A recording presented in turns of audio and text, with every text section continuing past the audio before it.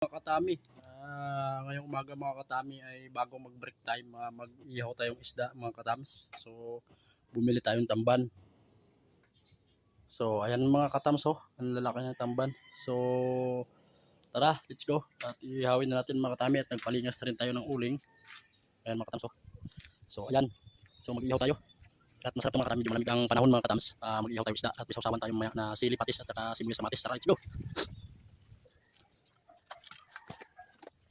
So ilalagay na natin yung ating inihaw mga katami at sakto ito mamaya break time. So ayan mga katami, lalaki na tamban natin mga katami. Bali 4 na piraso ito mga katami.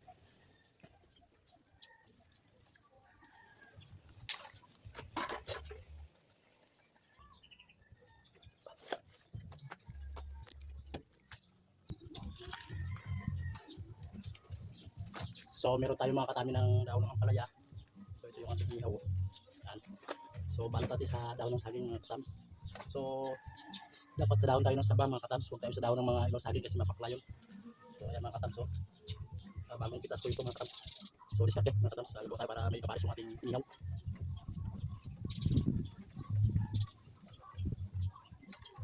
Yan, sayang, murot ito mga katams.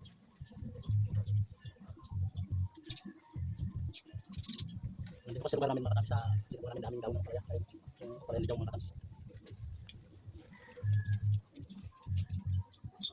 Pwede natin kunting asin mga katami. Kunti lang, kasi kunti lang ang bulok natin.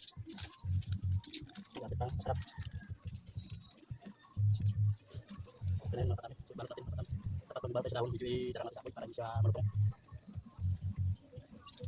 So mga katami.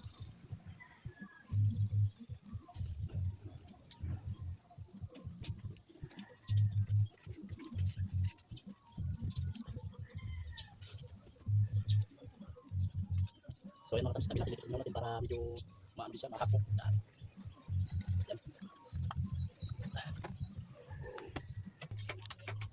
So ayan guys, ito na yung ating inihaw. Kakain tayo. Dito na tayo kain sa ating pakita natin yung kinahong natin guys. Ayan kinahong guys. Pakal na tayo ito, pakal. Ayan guys.